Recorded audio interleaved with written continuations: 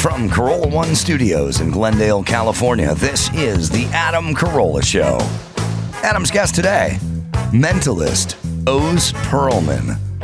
Plus the news with Chris Laxamana, and we'll finish the Furious Four and March Madness. And now, wishing you a happy April Fool's Day. And if you just checked your calendar, you are one. Adam Carolla. Yeah, get it on. Got to get on a choice. You okay? Yeah. A little bug in my throat. All right, so Big J was going to show up today, but he fell ill. So it's just Max Pat in the studio for now. Until Hooked himself up to an IV because he really wanted to be in here badly. I like that, but this hooked up to an I've never done the IV thing. Me neither. I hear great things about it. I also feel like, if you got the flu, that's one thing. But if you just tied one on, you should live with that a little bit. That's what we call a deterrent. You know what I mean? It's a consequence. Mm-hmm. Yeah, you learn a lesson. Yeah, you're right. But here it works so good. Yeah, I know. And lesson never learned, but still, theoretically, you need to live with your bad decisions. Yeah. And ride it out. You made that bed, sleep in it for a little bit. That's right. All right, so we got March Madness. I got stuff I want to talk about. I had this horrible dream last night where I was up on a rooftop, maybe at like a rooftop party or something, and my daughter was sitting on the parapet.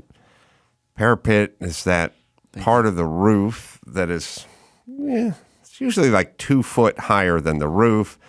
It's usually flat for like 6 or 8 inches, flashed with a cap sometimes of roofing sheet metal.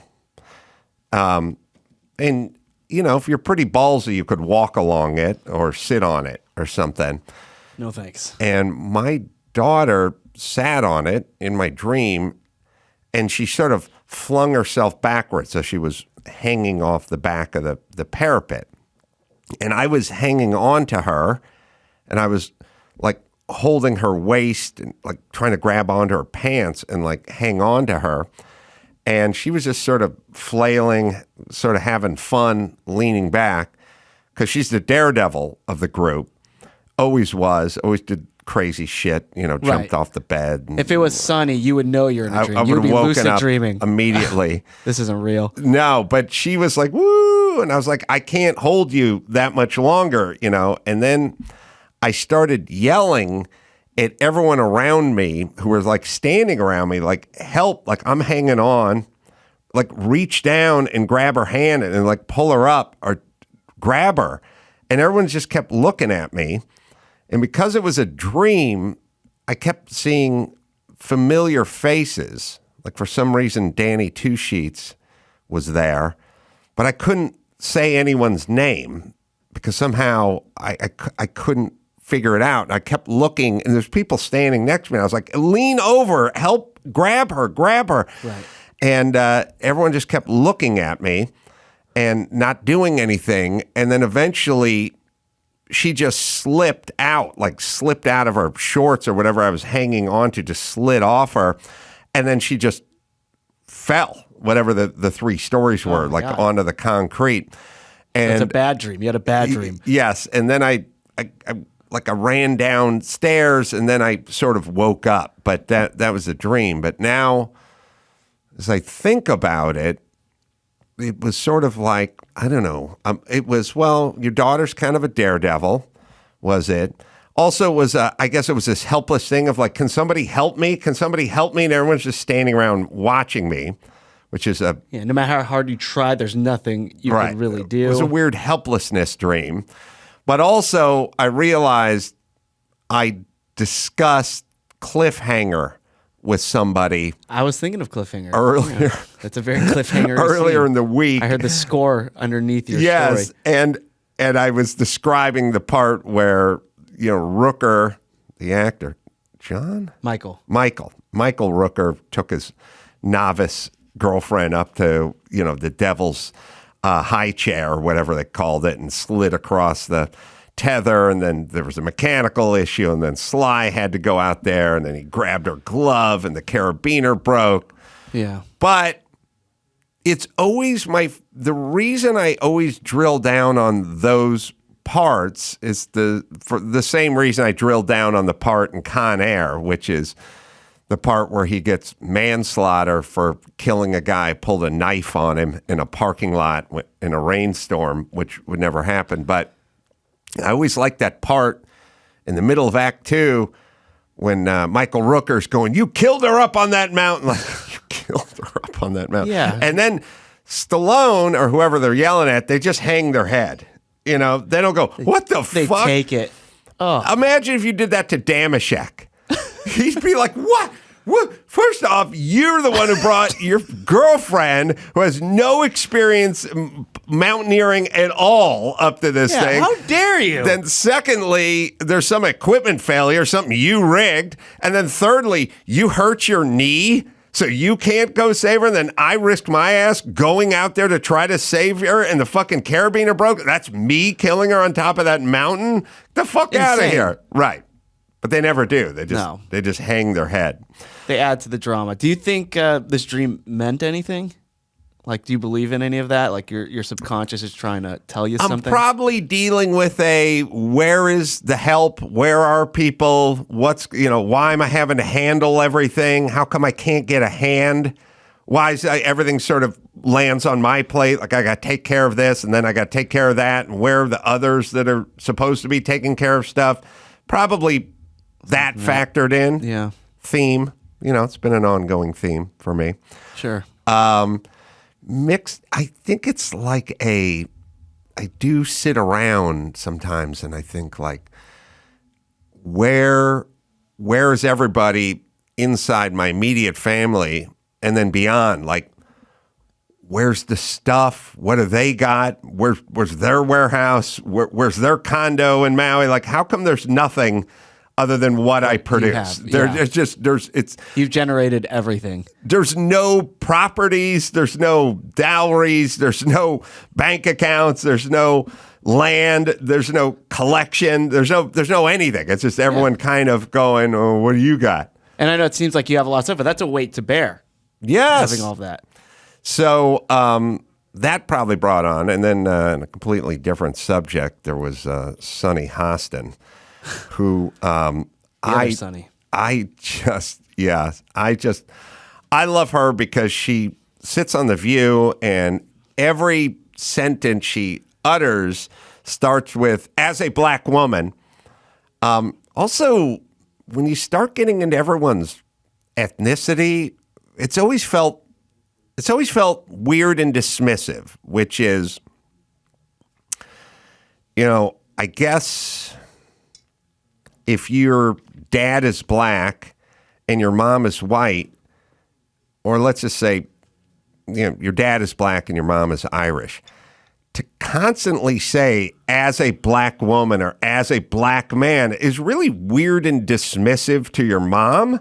Yeah. And, maybe it's kind of a Tiger Woods thing, but it's like when Kamala Harris is like in Africa going, "I'm the first black woman to be vice president of the United States." Like, you're also the first Indian woman, because I think her mom's Indian, but what about mom? Right. And then also, you wokesters are the ones who never stop crowing about women and rights and representation. Why are you ignoring your mom? Yeah, I'd be offended. I'm having a kid that's going to be half Irish, half Filipino. If that kid only identifies as white, it's like, what the hell? Right. Come on. Right. They won't, because there's no woke points for being white. So your kid is gonna work the Filipino angle. But Good. if you were, I just think it's weird that the mom's ethnicity is completely ignored out of convenience, by the way. To make the point, if you got more, Colin Kaepernick got more mileage out of being half white rather than being full black or all white, and for full black, he would just use it and get paid. Yeah. He's just trying to get paid. Whatever gives you the advantage in the argument, right? Use. And I don't know what Sunny is. Sunny Hostin, you can look it up, but I think she's like black with or Jamaican or something. Puerto Rican mother. Puerto Rican mom. All right, but she's gone. She's out of the equation. I mean, she doesn't say as a Puerto Rican woman. Right. And she doesn't say as a half black woman. Unless she was defending Puerto Ricans, then she would start as a Puerto Rican woman. That's exactly right. Could we give it a fucking rest? It's so pompous and so arrogant. As a rich black woman who has one of the best gigs on television and who went to, probably an Ivy League school and was a DA in Los Angeles or something in Los Angeles.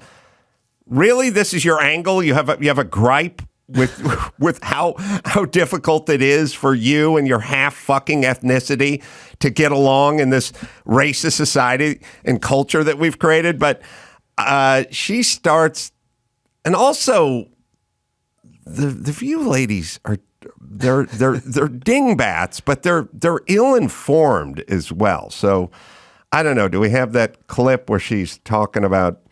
Somebody brought up China. Okay, let me explain a problem here.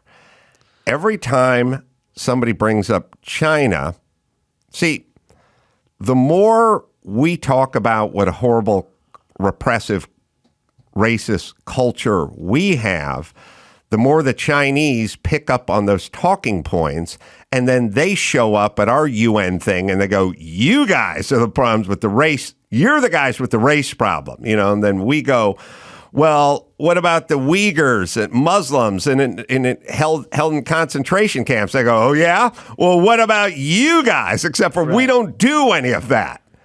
We have Jussie Smollett. They have camps where they sterilize people. So there's a difference.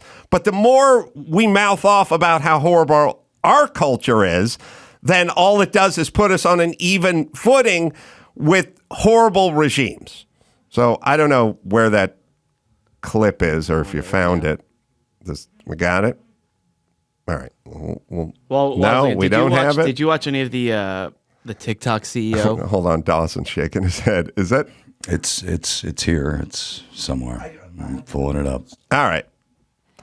Sorry, it might have been a miscommunication on my part. I knew we wanted some sort of montage. I didn't know we wanted that actual. No, I said get the scene, and then I said, and she does the whatever. It's just, I think it's making the rounds. It's her talking about how we're just as bad because we incarcerate black men as China is, except for she doesn't get China right, so she fucked that up. All right, so we'll pull that. Dawson, we got a second here. It's coming. All right. Well, while they're pulling it up, hold on. Did you do a lot of roofing growing up? Speaking of being on a roof, because I went on my roof a couple times. It's terrifying. Yeah, the pitch is really steep. It doesn't seem that high when you're from looking up, but when you're looking down, I really don't look forward to going up there. I did some roofing with my old grandpa, like when I was like 12 years old. We put a roof on. I've done roofing. I rolled roofing. I have so much respect for roofers. With my grandfather when I was a kid, and then of course when I got into construction, spent a fair amount of time on roofs, but not necessarily as a roofer. But I've spent. Do heights scare you? As I get older, I feel more affected by heights than I did when I was 19. I used to just, crawl out the window, crawl off the thing. When we did earthquake rehab, you got to get those plates, those shear anchor or tension anchor. Whatever's on Seinfeld's apartment. Whatever's on fucking Seinfeld's apartment, which doesn't exist in New York. You got to figure out how those plates get there. Right. Because the rod with the nut that they're on gets pushed out from the inside. So you want to get them on the outside, you got to go a 5-story building and you got to hang off it. like with just like a rope around your waist and just lower yourself down. And Somebody has to do it, right? Put the plates on. Yeah, they don't scaffold those. They just hang. You just hang off the side of the building. So just seeing the pictures of like all the people who used to work on skyscrapers, all those Yes. guys who just walk out there, no harness, no anything. Yes. And they can just stand up there, eat their lunch, sitting on the beam. Terrifying. different time. Anxiety-inducing. All right, I think we have the clip, but I'm prepared to be disappointed. The notion of patriotism and the notion of America and the American flag has been co-opted by the right as if they are true patriots. But when I listened to Christopher Wray, the head of the FBI, he said white supremacy is the biggest domestic threat to this country. And so as a woman of color with a 6'2" black kid in college and a 5'7", 5'8" black kid in high school. How tall are they, bitch? I need another heights. Her 6'2" son in college, I checked. It goes to Harvard, but as a black woman who has black kids, as a woman of color. Sorry, that's a catch-all. All right, sorry. We'll FBI, he said white supremacy is the biggest domestic threat to this country. He's full of shit. And so as a woman of color with clap. a 6'2" black kid in college and a 5'7", 5'8" black kid in high school, I don't see that part of American exceptionalism. I'm sorry. No. I think this country has a lot of problems that could be solved. Yes, maybe they're putting Muslims in jail in Afghanistan, I think you mentioned, and China. They're putting a lot of more black people in jail But here. can I ask, because we've had this Yeah, hold on. Oh my God. I think the argument is every culture puts people in jail who do shit like break the law or kill somebody or attack a cop or something like that. I don't have a beef with the Chinese locking up arsonists or murderers or gangbangers. Sure. I think we have fair. We have a problem with them incarcerating innocent people, you fucking nutty bag. I love the way they equate that. Like we have people, and by the way, she says in jail. Like they're not in jail. It's not in Afghanistan. Like you gotta do a little show prep at some point. You gotta get a fucking But by the way, this shows she doesn't give a shit because she said Afghanistan. It's like everyone knows it's China. That's what we're She's talking corrected about. pretty quickly there.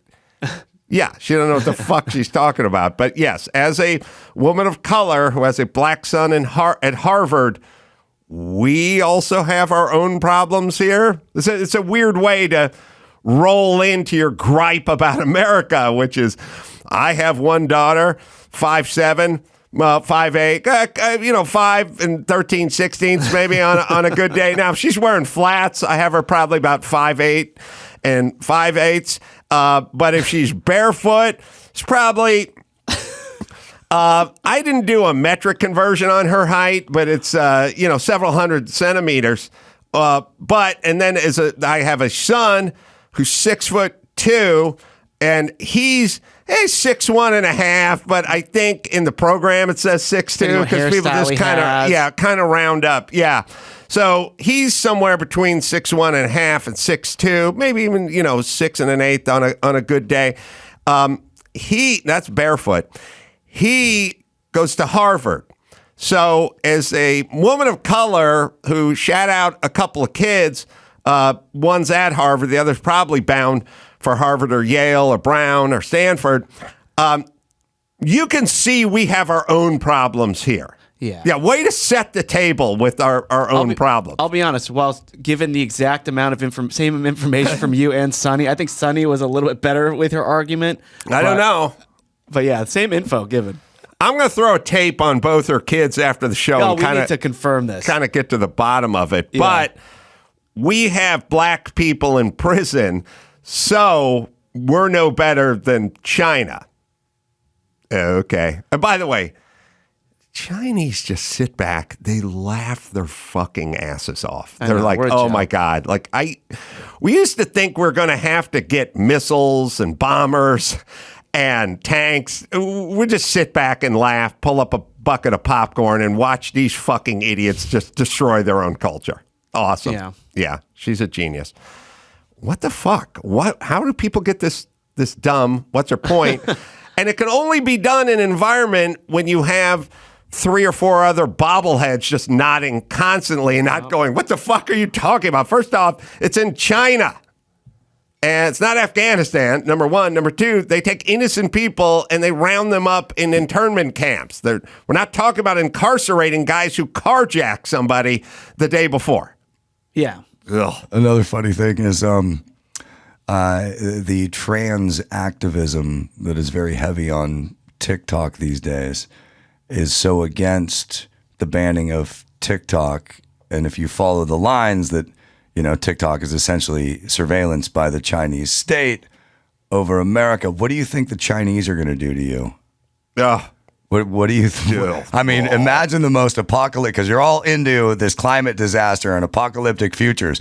Imagine an apocalyptic future where China is our overlords. Where do you guys stand then? China, I heard, speaking of climate change, opens a coal plant every 2 weeks. Every 2 weeks. Okay. So I don't know what we're supposed to do over here in SoCal, but the state of California imports 95% of our energy.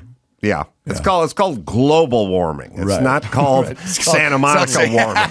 It's global. So if you want, it was a hot day at the beach. You want to deal with a global problem, then maybe you should be focusing on the nation that's shitting out coal-powered plants. Still in the Bay Area, they have these spare the air days, right, where you can't light a fire. Right, it's cold, and those spare the air days, they always happen to fall on holidays. Christmas Day, spare the air, can't have a fire. Thanksgiving, spare the air, can't have a fire. They're talking about getting rid of gas stoves in California. It's fucking on. It's nuts. All right, do we have? I told Dawson try a mashup because, as you know, I'm a big fan of Phil Hendry, the radio show host who had that character, does a bunch of characters, but always does the as a gay journalist. It made me. I laughed at this shit 25 years ago when he was doing it, and now we're there. Everyone has to announce. Sunny Hostin has to announce that she's a black woman. Also, why do you need to announce that if we're looking at you? But she has to announce that. She has to preface every statement she says. Is like when she goes to the drive-through at In-N-Out Burger and they ask her order, she says, as a black woman, I would like a double, fries, and a strawberry shake. That's what she does. Which, by the way, should be humiliating to her. I don't know why these people aren't more embarrassed. But all right, I could just start every sentence with "as an Italian American," or you could start with "as a Filipino." I mean, it'd be awesome if you did. All right, Dawson. Mashup. Would you like to hear just a piece of Phil Hendry to remind everybody who he is? There's this little piece I didn't use. That I don't know whether it's worth. If I don't put it through the gay eye, then it might be just a turd on the run, man. I got to make sure that is, solid gold, man, solid gold information. Talking about putting it through a gay eye. Here we go. Here's the mashup. White supremacy is the biggest domestic threat to this country. And so as a woman of color with a 6'2" black kid in college, you're going to be hearing it from a reporter, a gay man, gay journalist. Now, I am gay, and you're aware of that, Phil, right? Yes, I'm aware of that. I will tell you, I'm going to admit, as a person of color, can we say the first part of the lyric? Probably not. No. Okay. Yeah. It's from a famous song. I'm making my statement here, and I'm making my case here as a gay man, gay journalist, and I tell you. But this is the hazard of being a black person in the United States today. I'm gay man, gay journalist.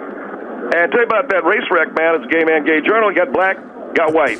The law, as it stands right now, probably protects the police officer's actions. And as a woman of color, I don't know what to do, because this could happen to me, this could happen to my child, this could happen to my father. Yeah, I'm a gay man, gay journalist. I'd say looking through a gay eye at... Will you knock it off?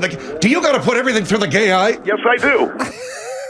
All right, nice job. That was great. Now, obviously, it's comical when Phil Hendry does it, but it's every bit as Phil Hendry was doing it in 1996.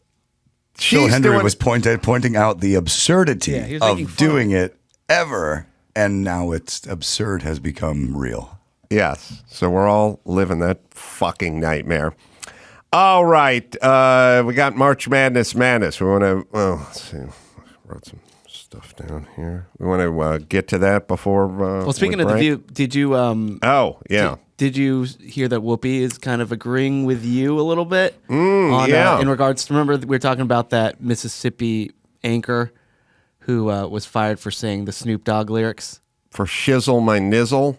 Yes. Is that what it said? That's what she said. She said that in jest, and I'm saying fired, but she was just taken off the website, off the staff, and I don't know exactly what happened to her. But so here's Whoopi kind of talking about that, and I think you'll like what she has to say for once. I don't know why she's been fired, but I do know that people have to understand that sometimes stuff comes out of folks' mouths and you might want to start with, hey, maybe that wasn't the smartest thing to say, as opposed to, you're out. Yeah. That's just me, having been in this situation before. Yeah. Right? And we heard a little bit of this clip, so then, which I agree with that statement. Sure. One. And then, so here's Sunny. I thought this was interesting. So Sunny wanted to give her take As a woman of color? Yeah. Oh, okay. But Or a gay journalist. I'm confused. I know. I forget which one she was. Well, she is kind of a journalist. Yeah. I haven't met her husband. Okay, keep going. But this is her giving her take, but she has to ask for permission to not even say the whole lyric, just the for shizzle my part, which means for sure. But here it is. I will tell you, I'm going to admit, as a person of color, can we say the first part of the lyric? Probably not. No. Okay. Yeah. It's from a famous song, and it's... Is it from a song? Yeah. It's hard. You guys know. I'm I sure it's in a song. I didn't know it was from a song. I thought that's just what he That's said. a quote. I'm sure he said it's like DJ Khaled's another one. Like he'll say it over a bunch of things. He might have used it in the lyric. But anyway, Well, no, it's we gotta- just a thing he says. He Yeah, says it in commercials. I think he said it in a Corona commercial last week. Right. Yeah. Yeah. I know that's what he says. Yeah. Aren't we allowed to say what he says? right, because it's associated with him. But anyway, and then someone just goes, which that's how they were able to get away with it on air. Like they just do the syllables of it. I don't think that people understand how sort of weird and condescending it is that we pretty much carved out a few things in the black community as it pertains to blacks that we cannot say, but we don't really have that for the Jews or the Filipinos or whatever it is. They will quote what this racist senator said. He called this guy a kike, or whatever it is. But the for shizzle, the nizzles, and the N-words or stuff are the only. It's really treating them like children, essentially. Sort of sad. It's the soft bigotry of low expectation. It's like they're not up to the challenge that other groups are up to, so we're going to have to really soft pedal this shit around them. Tiptoe around it. Well, yeah. So then I just have one more Whoopi rant I want to play for you because she kind of goes off a little bit here. Wait, you know what? Now that we're talking about this, Yes. there are too many things. Y'all need to make a book of stuff that no one can say. There has to be a book of stuff nobody could ever say. And then we could all study. Ever. Then the book would be banned. Include everything. Include everything. Because I tell you, the things that change, you can say this, but you can't say that. But next week you might not be able to say this. It's hard to keep up. It's hard to keep up. And if you're a person of a certain age, there's stuff we do and we say, you know what I'm saying. And then she goes on to say, like, look, people on TV, we say a lot of things, and I don't think it's fair to be judged. She wants to put it in a book. That's the appendices of 1984. Yeah. There's a book of words you can't say. It's funny when she snaps out of her methadone sort of haze, coma, which is like once every 37 shows, and brings it, she ends up kind of sounding like Chris Rock without the jokes. The preachy. She does it. She gets loud. Cadence, she repeats, the same thing over and over. She does the same thing he does, except for he ends it with something funny. punchline. She's all set up when she snaps out of her haze. Well, speaking of things you can't say on TV, Mike Lynch had a really great screenshot of you on Sirius XM. Yeah. And not censored. Imagine being in your car with your kids sitting in the car and you see Adam Carolla's bit on Sirius XM. And the bit is the C word. Yeah, which Mike sent me that his wife took the picture of. And we'll throw it up there if we we'll have put it on it. AdamCarolla.com as well. Right. It's Channel 94 Comedy Greats. Hey, snuck onto the great list. I used to be on Channel 93, the Comedy Goods. Oh, hey, but I've made it to Channel 94, the Comedy Greats. It's Adam Carolla, cunt. Which is, it's just funny to see that on your screen anyway. Yes, it is. It's funny. And it's all I didn't really remember doing a cunt bit, but I guess I must have. It's an unprepared bit. You got that ball. So, right. And every time you get a ball, they just title whatever word you get. Yeah, and I know, but it still felt like I was being called a cunt. It looks like you're being called that as well. I'm sure whoever put that on the screen was pretty happy about it too. All right. Oh, we have the Rooker Stallone cliffhanger scene. All right. Now we gotta take a look at that. Just wait on the line. The line didn't snap. Her pulley fucked up. Yeah. And then she fell and Plenty he of grabbed close-ups. her. Why was his weight on the line? If it was his weight on the line that fucked up, then they'd both be dead because the line would have snapped. Yeah. Shit's gonna go wrong. You're cliffhanging. Yeah, he killed her. Freaking Hal. I do like that. He's out of line. We did it your way. All right. She's stuck between two peaks on a zip line with a malfunctioning pulley right in the middle of a gully that's 2,000 feet deep. Other than hook yourself up and scooch out on the same line, what other alternatives do we have? Is none. You did it your way. I wanted the way, the only way. I suggested getting an 80-foot pole with a net on it, like I was skimming a pool, and scoop it under her.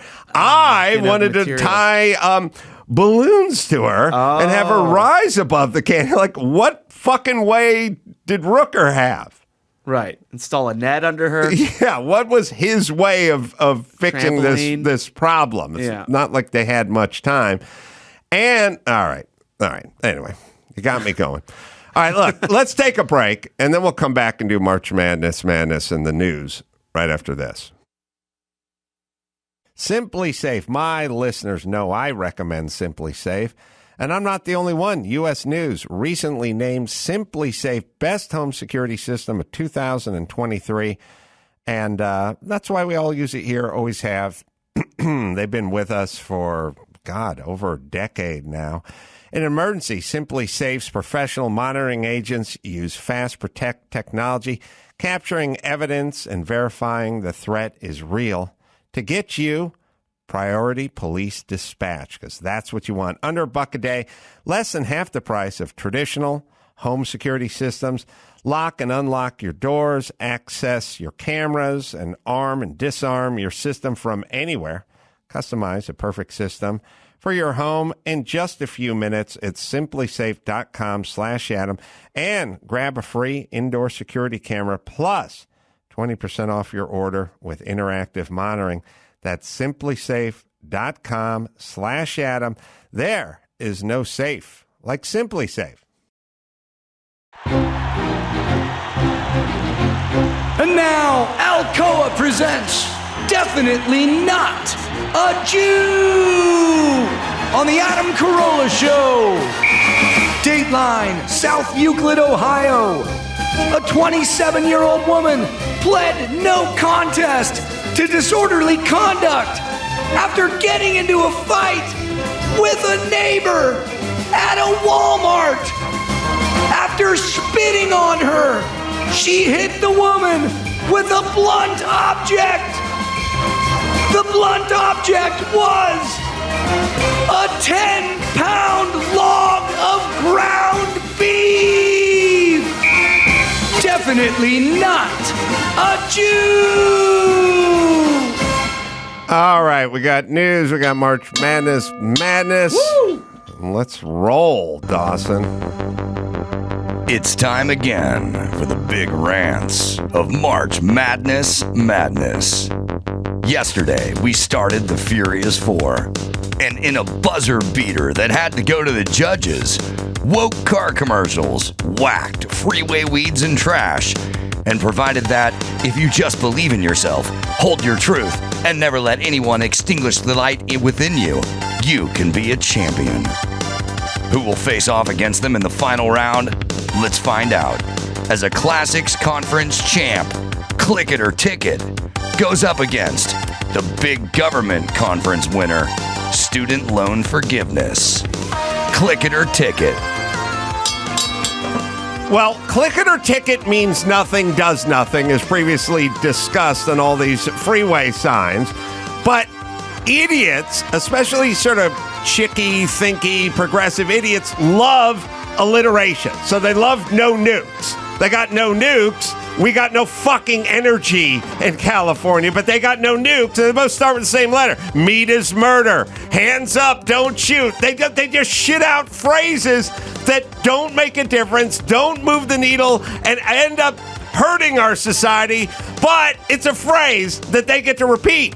How about, listen, it would be just as many people would be reminded to put their seatbelt on, passing under that sign that says click it or ticket, because right now it's zero because that's already built into every automobile.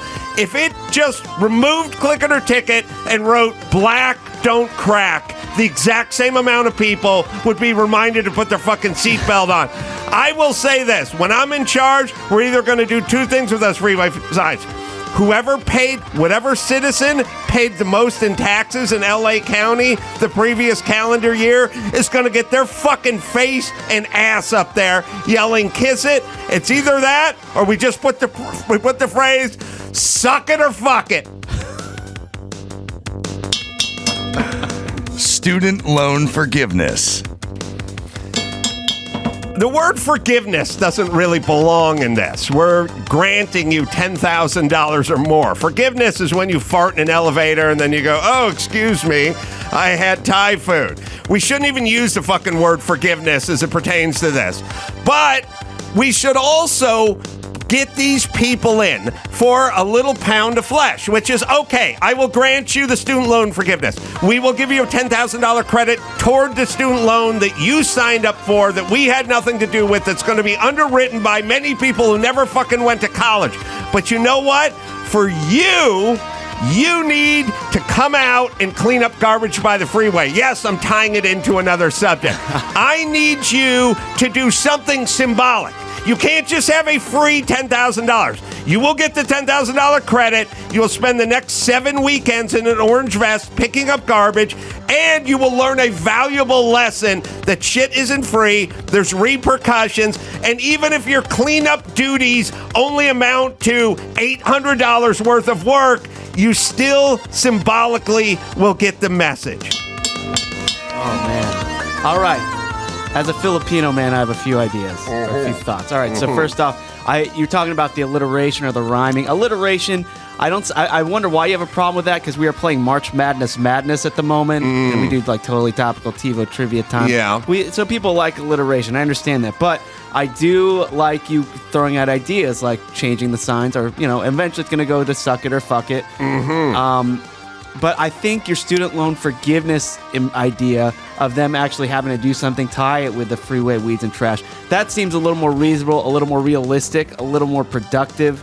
So my vote is for student loan forgiveness to get to the finals, but I'll defer to Dawson as well. Well, I agree. The comedy would be if some Republican senator said, "Fine, we'll do the student loan, but you owe us 3 weekends of clearing forestry in a fire zone," or something like that. How fast AOC would call that racist, or that's slavery, or whatever. It is, how hard the left would push back against asking for something in return for your $10,000. Especially manual labor. Yes, they would hate it. They would hate it. Well, I agree. In the first rant, suck it or fuck it almost got me at the end. Nice button. But definitely student loan forgiveness is going to take over. So it's going to be student loan forgiveness versus woke car commercials for the finale of the NCAA National Championship of Adam's Anger Tournament. Tune in tomorrow for the final face-off of March Madness.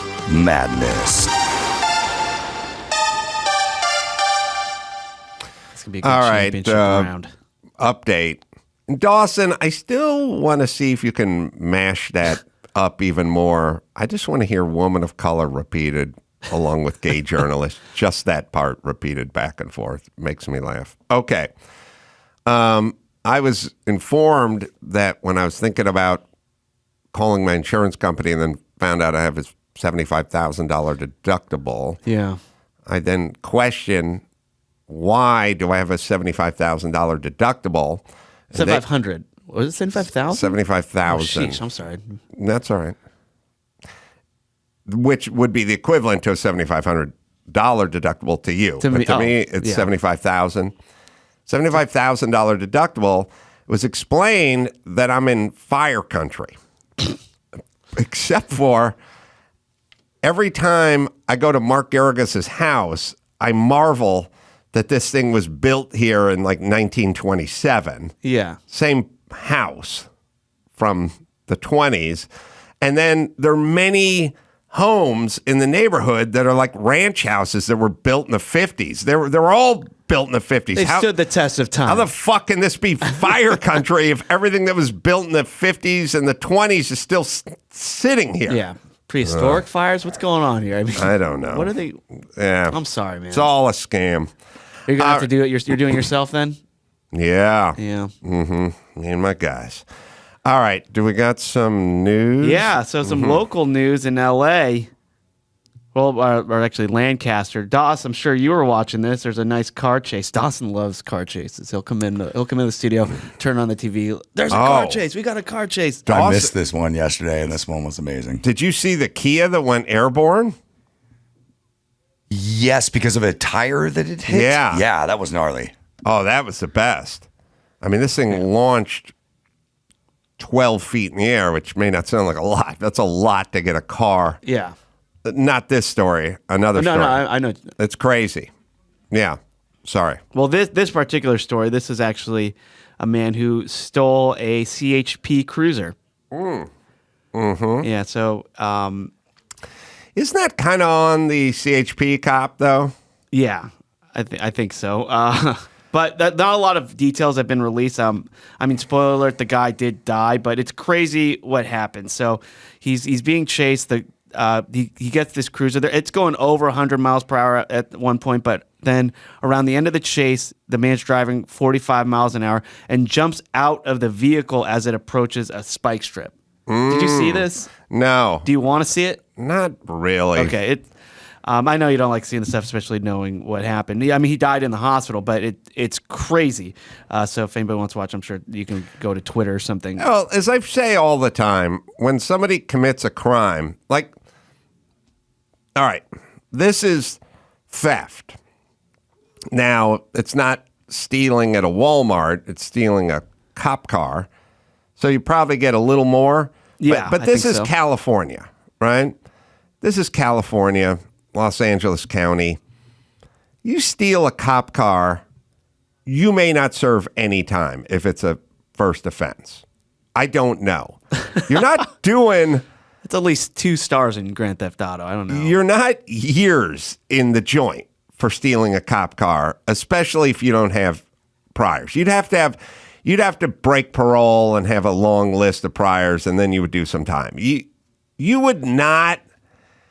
You get squatters' rights. You would not do a ton of time, or if any, for stealing a cop car. Yet, when I hear stories about this, and the guy died, and I think most of us have the same thought, which is like, yeah, good. That's one more fucking gangbanger we don't have to deal with, or whatever it is. I mean, we have a kind of Darwinian, I'm not that broken up about it because he stole the car. And Was then I talking about died. like the people who died stealing catalytic converters? We're like, you steal a catalytic converter in Los Angeles, you will do 0 time.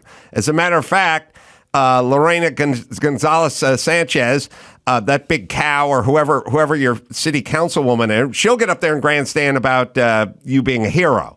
So, but we all appreciate it.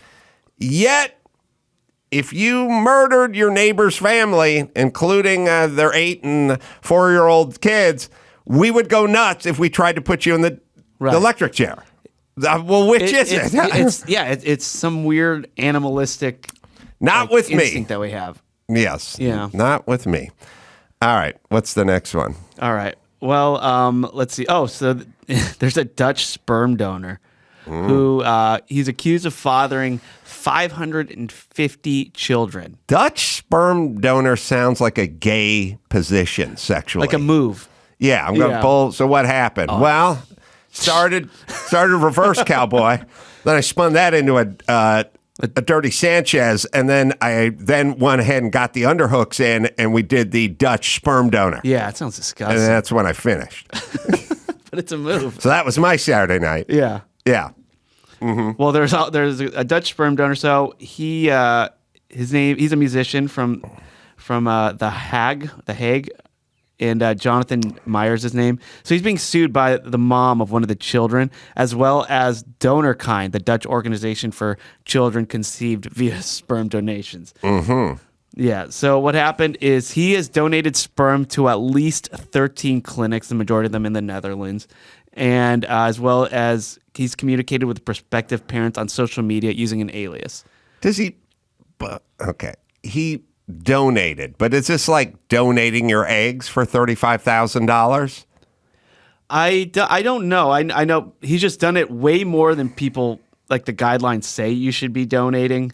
Yeah. So do you want the sperm of the guy? Like, do you want the seed of the guy who beats off routinely in commercial office buildings? Because that's really what we're talking about here. Yeah. Like, look, however much she's beating off, it's not really that. What they're trying to do is they're trying to reduce the risk of accidental incest, because this guy is just really he's spreading his seed all over. So yeah, guidelines say one person may donate sperm for up to 25 offspring, or for 12 families, and that's to prevent incest and protect the mental health of these children, because they're also worried that these kids are going to grow up going, how many half siblings do I have? And they're going to feel a connection to it.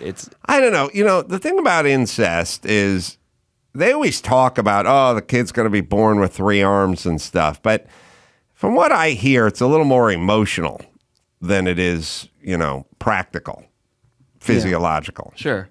And, we do a thing where it's like, this guy had sex with his second cousin, and we go like, except for it's not really dangerous to do it. It's more the yuck factor, right? Exactly. But when you do the sperm donor, then you forget, we remove the yuck factor from the table because you didn't try to bang your second cousin or whomever. This is just this person you're attracted to. And then I wish I could date my doppelganger this way. Someone who had the same DNA. Right. Like we'd be sitting around. So every woman I've ever been in a relationship with, when I drive through the red turn arrow, they all go nuts. Like, hey, where are you going? Where are you going? Where are you going? They freak out. And when I start complaining about all the things I complain about, they never know it. They never understand it. They want me to shut up. But imagine if I shared the seed with the person that was riding shotgun. We'd stop at the red arrow and they'd go, what are you stopping for, bitch? And I'd go, I just want to stop and look around for cops. I don't smell any bacon. Now, how about you fucking get going and don't spare the horses? And I'd be like, oh my God, like I'm so attracted. It turned you on. So attracted to this person. And then later on, I'd be like, I'm going to order a pizza. This is difficult, but I'd look around. I go, I kind of want Hawaiian style. They'd go, I love Hawaiian style. I'd go, that's nice. Yeah. And then later on, we'd be at the diner and they'd be like, fucking cottage fries and cubed new potatoes. Where are the hash browns? And I'd be like, totally. Yeah. And then they'd go, and by the way, this iced tea, this passion fruit iced tea, this fucking swill. And they'd throw it at the waitress. I'd get a boner. And I'd be like, oh, yeah. You'd be terrorizing diners all across the U.S. Yes, we'd be simpatico. On the table. And then, unfortunately, at some point, we'd be celebrating our honeymoon, and we'd be at LAX, and she'd be like, I think I can get into the Centurion Lounge. And I'd go, oh, okay, yeah, good. Now that, finally, somebody. And then they'd tell her to go fucking pound sand, and I'd be like, oh. You go down together. But that's what they would have told me. Oh, this would be awesome. You'd be simpatico. I like that. Yeah, I could be with some chick who liked Dawson 510 race cars or enjoyed Albert Brooks movies. Just perfectly in sync. It'd be awesome. Yeah. It would be so awesome. Yeah. Well, I don't know. But anyway, this guy. I'm moving to The Hague. Go over there. Mm-hmm. I mean, yeah, you might find one of his siblings or one of his kids. So speaking of, let's say you want to clone yourself, but as a woman. Right, that's what you want. Just clone yourself and then date. The last man show bit I ever shot was Adam clones himself. that was the last man show bit I ever shot. Because then you're cloned to the rest of the bits. I just remember that, I kind of remember looking around, going, "Oh, this is our last shoot. This is it. This is the last time we're going to do this." You soaked it in. A little bit. I remember having a memory of this is going to be some sperm. This is going to be our last bit. Yeah, I think we would have had one more live show to do where we would have rolled in that bit, but that was it. Yeah, and Dr. Drew was in it. Oh, it's nice. Yeah, kind of full circle. I don't know. Maybe we'll find that. Anyway, go ahead. That. Well, anyway, so speaking of cloning, remember we were talking about how scientists are trying to clone the woolly mammoth, or at least bring back the extinct woolly mammoth. Mm-hmm. And then we were laughing about it because you're like, oh, that'd be good meat. All right. We should Did eat we that. say that? We did. Yeah, we talked about good. that. Mm-hmm. Well, scientists have grown a cultured meat with woolly mammoth DNA, and they made a meatball. Paisans. Yeah. Mm-hmm. As an Italian American, I appreciate this. Yeah, so unveiled in the Netherlands. So, gosh, a lot of stuff going on over there on Tuesday. But they chose the woolly mammoth because of it's a symbol of diversity loss and a symbol of climate change. So it's an important message. Climate change is what killed off the woolly mammoth? Yeah. Oh, okay. So in order to bring back this meat, how long ago was that? Because we only have 6 years. Right. I think I heard Greta Thunberg. I know, time is running out. I think Al Gore. Oh, wait a minute. We're fucked because in 2007, Al Gore said we had 8 years or something or 10 years. So we could ask Greta, but she's being carried off somewhere. Yeah, 10 plus 7. Oh, shit. We're past that. Oh, we're fucked. Oh, it's over then. Well, what I'm hearing is we can do whatever we want now because build a new coal plant This is every free 2 time. weeks in China. Yeah, we're already in golden time here. Yeah. We're in OT. Okay. All right. So how many years do we got this time? All right. But when did the woolly mammoths die off because of climate change? Was that 18 years ago or? No, it's more than that. Huh. Civil War. Probably Civil War era. Yeah. Yeah. It's probably climate change then. All right. Yeah. So anyway, what they did was they took the DNA sequence for mammoth myoglobin, which is a muscle protein responsible for flavor. And then they filled in the missing gene with the DNA of an elephant. So it's kind of Jurassic Parky because the elephant's the closest living relative to the woolly mammoth. And then they inputted this formula into sheep stem cells, causing them to replicate and grow the 20 billion cells needed for synthesizing this meat. So this meatball, I mean, there's pictures of it. It's big, but nobody's tried it yet. No scientist has tried eating it. Or Jimmy would eat it. I believe, yeah, because he ate that. Yeah, a piece of Canadian bacon that had a thumbtack through it for 1 calendar year inside an office on a cork board. Yeah. He ate it 1 year later. Well, the reason he could handle this. Yeah, I think I'd be able to handle it. I've eaten some weird things in my day too, but you eat shrimp tails. You could do this. I could do this. But anyway, the reason they're not eating it is because they said they haven't seen this protein for thousands of years, so they don't know how our immune system would react if we eat it. So that's why. But what if we mask up in between bites? That would help. Well, according right? to scientists, yeah. That would work. Yeah. So right now, Singapore is the only country where lab-grown meat can legally be sold to consumers. So Singapore is leading the way with that. So if you want to try anything remotely close to this, head to Singapore. But this past summer, the U.S. FDA declared that cultivated chicken is safe to eat, meaning, this might be happening soon. I don't know, but they don't like farmed trout, right? They like wild caught. Right. That's a big... But, I was thinking about wild caught the other day. Like every commercial is like wild caught salmon, wild caught perch, or wild caught trout and stuff. We call it wild caught, but to the fish, it's not wild caught. That's their home. Yeah. That's where they live. It would be like if somebody speared me in my fucking den watching TV and went, wild caught human. I'd be like, not for me, it's not. Yeah, I wasn't even outside. I'm in a bathrobe, bro. Come on. No, we caught him in the wild. My wild is watching TV. Yeah. So their wild is... I say we should be called wild caught trout to us. To us. Not to them. They're in a brook. That's where they live. Yeah. I'm outraged. They're like those bears we saw in Alaska. Right. And they're catching the fish. They're not wild catching them. They're at the cafeteria. Yeah. Yeah. They went to the lunch wagon. To them. They're at a Golden Corral. That's not wild. Right. You shoot a fat guy at a Golden Corral and take him home and eat him. He's not wild caught human. I'm outraged by this, and I demand change. Sorry. Oh, we got the man show bit? Okay. Your final bit. My final bit on the man show.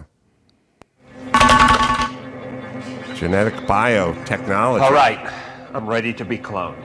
Now, Adam, this is a huge decision. Drew From acting. an ethical standpoint, some feel that human cloning is an affront to God himself. Yeah. Blah, blah, blah, blah, blah, blah, blah, blah. God. Listen, just fire it up, Socrates. I need help in the yard. You're strapped in.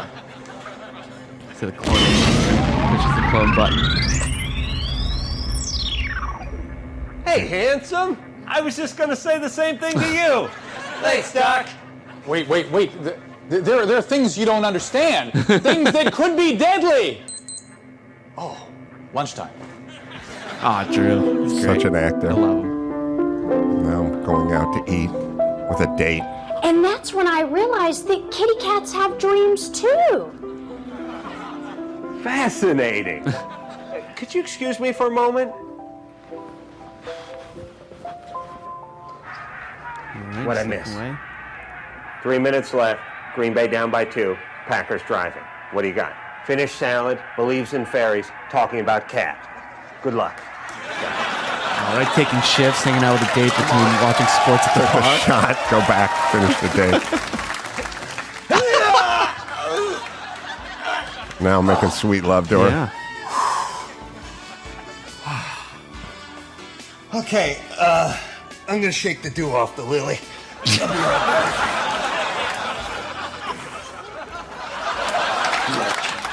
No mercy. My doppelganger's gonna back Ready for her. round 2? Adam Carolla, you are too much. What an impressive You woman. don't know the half of it. Oh, it's a montage, yeah, where Arm wrestling, but arm wrestling, can't beat myself. Riding the bike built for 2. Sliding under the car, handing the right wrench. yeah, you guys, thick as thieves.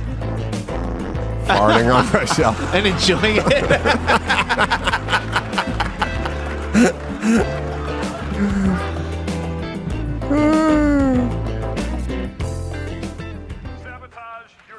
Hell of a day, huh, Adam? You said it, Adam. Welcome to Skinamax Late Night. Unbuckling your pants. Ooh, Excuse me. Excuse me. But, technically, if we were to... it would still just be masturbating. I mean, after all, you are just me. Okay. So what if you pitches what the idea? Hell? Oh my god! I blew up. Yeah, my doppelganger blew up. Explodes. What the hell? Drew. Oh, no. Drew's still wearing his. I didn't touch him. Adam, I tried to tell you, any sexual contact between you and your clone would result in disaster. So now he's... I'm afraid so. Maybe it's for the best. Maybe man shouldn't try to play God.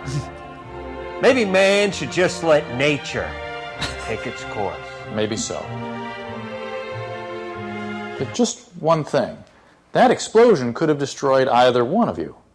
How do we know which Adam survived? The world may never know, Dr. Kedorkian. Now get the goddamn door so I can finish beating off. See you tonight. Oh, evil look the camera. Oh, evil light up eyes. Oh, the question mark. Wait a minute. Wait, what was that title card at the end? Due to my strong personal convictions, I wish to stress that this film is in no way endorses a belief in the occult. Adam Carolla.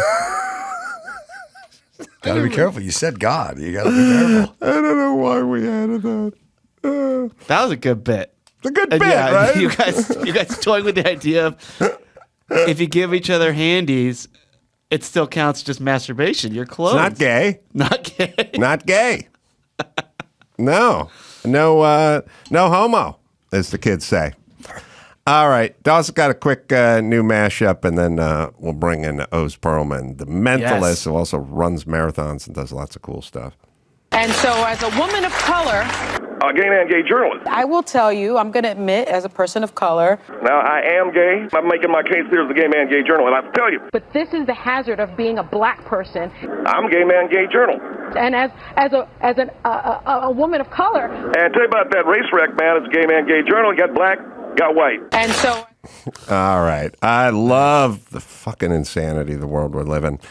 Oz Pearlman is coming in. He's a mentalist. He's he's going to do something for us too. So do you want to watch something that he's done real quick? Because I do. He hooked up with Randy Moss. Oh, he did for an effect here. So I wanted to play that for you because he's been doing stuff with football teams. He's like going to training camps. Oh, really? And stuff. Yeah. So all right. Here's doing something like pregame with Randy Moss. Yeah. So let's watch this. I want you to go back in time to when you were a kid or a teenager, before you were a Hall of Fame wide receiver, and I want you to close your eyes. Close your eyes. Randy, I'm going back in time, and I want you to picture the face of somebody, this boy, girl, somebody from your past that you have not talked to in years, you have not thought of in years before today. I'm putting you on the spot. Randy, can you visualize this person's face? Yes. Open your eyes. Right off the bat. See, I said boy or girl? 100% it's a guy. Is it a guy? Correct. If it was a girl, he would have smiled a little bit more. Hold up. Give me no smile. Randy, focus on the first letter. Don't say anything yet. Focus on that first. Oh, see, I'm getting it. There's no way. So, I got the poker face. Don't say no. Poker face. Oh my gosh. Name starts with a T, doesn't it? No. Don't play, Randy. You serious? Serious. Hold up. What's the guy's name? Alfonso. You just got Moss, Randy! He wrote Alfonso on that. Wow. Before that. You got Moss! You got Moss. They're chanting. You got Moss! Yeah. So he does stuff like that. Like I mean, it's unbelievable. Well, we'll bring him in and talk to him about it in person right after this. Let me tell you about my friends over at Morgan & Morgan. Injuries suck, pain, hospital bills, missed days of work. It's the worst. And if you've been injured, hiring a lawyer could be the best decision you ever make. You might think hiring a lawyer is hard or confusing. Morgan & Morgan makes it super easy. Start a claim from your couch in about 6 clicks. If you don't want to call, that's okay. Just text with your lawyer. Easy. Best part is that it's free. You only pay if you win your case. So it'll be win-win. America's largest injury law firm, 900 lawyers, 100 offices, 24/7 customer service, over 15 billion recovered for clients.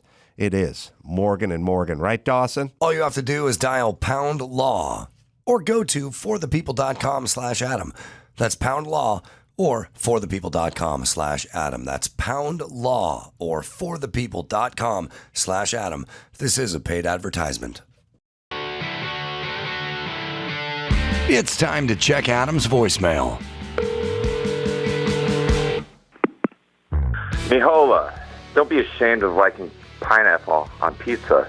It's fucking delicious. Sweet, savory, pops in your mouth. It should have been the original topping on pizza. Anyways, get on. You can leave us a message at 888-634-1744. Mentalist Oz Pearlman is in studio. It's also very interesting even beyond that. Good to see you, Oz. Thanks, Adam. Thanks for having me. Israeli born. Yeah. Running marathons. We'll get into that.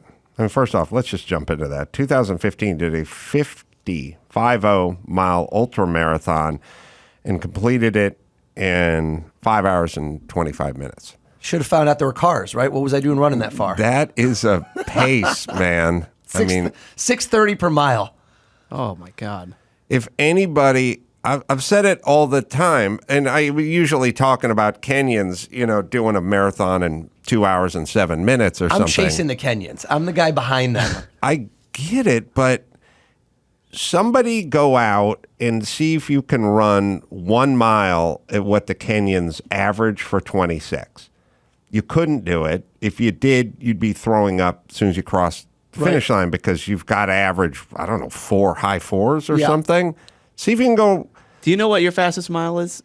I remember like in junior high, they had the 6-minute mile test or some shit like that. Test. Whatever, maybe 6 minutes and 22 seconds. But I was a heap after that. If you're doing 26 of those in a row, that's what I'm saying. That's unthinkable. Like when you see someone hit a baseball, you go like, maybe if I got lucky and the wind was blowing out or something, or drain a 3, you kind of go, doable, undoable. I mean, you doing 50 miles in sub 6? I was over 6s. 6 what? So 6:30 per mile is what I averaged out to. I was clicking them along. It was going well. 50. Yeah. Jesus. I've run further than that. I'm a nutcase. I've run 153 miles at once. 153 at once? I ran from Athens to Sparta in Greece. It's like that movie, The 300. You remember that movie, Gerard Butler? That's where these crazy guys came up with the idea because in that movie, this dude does it. And that was supposedly where he got the Spartans to defend against the Persians. There's like a big epic story in that movie. And so I went out to Greece. The first year I did it, didn't finish. And then dude, the people doing these races are nuts. I hear you thinking I'm nuts, but imagine you get into a room where me crazy, I meet people that are much crazier than me. I'm like, no, that guy's crazy. What are you thinking about when you're running for that long? It's crazy. You know what? I think you get into a zone where your mind kind of tunes out. I have some of my biggest creative bursts. Like a comedian, where do you come up with premises, punchlines, things like that? I come up with my best material running, 100%. Shower and when I'm running. I just kind of zone out. I don't know. Sometimes it's miserable. Sometimes I go, what am I doing running right now? I'd rather be drinking a cold beer. You were a magician before you were a mentalist, right? And is mentalist a cousin of magicians, or how would you classify it? I quit Wall Street to do this, and Pearlman, clearly a Jew. So when I had to tell my Jewish mother I'm quitting Wall Street, I like to put things in the terms of doctors because that makes her less like, why are you quitting your job? So a magician is more like a doctor, and I'm more like a plastic surgeon. So it's hyper specialized. So you'll never meet a mentalist who didn't start as a magician. It's almost impossible because you have to learn the same subset of skills. Think of a card trick, right? I spread the cards, Chris, pick one. You put it back, I find it, right? You know what's going to happen. It's sleight of hand. You know that somehow I'm doing a thing with my hands to find the card. Mentalism is, what if I don't even need cards? Screw the cards. What if I just look at you and say, think of a card? And now I know where you're going to go, or I guide you in a certain path. Yeah, the only time I ever saw any of this growing up was my grandfather, who was an old school Hungarian Jew, would like to kind of entertain at a cocktail party a little bit. And he had this game where he'd like go, I'm going to leave the room and you hide your car keys somewhere and then you'll guide me to them or something. And he'd stand the person up and hold their wrist or something. And at some point they'd end up at the car keys because I guess the person was guiding them. Did that work? Toward it.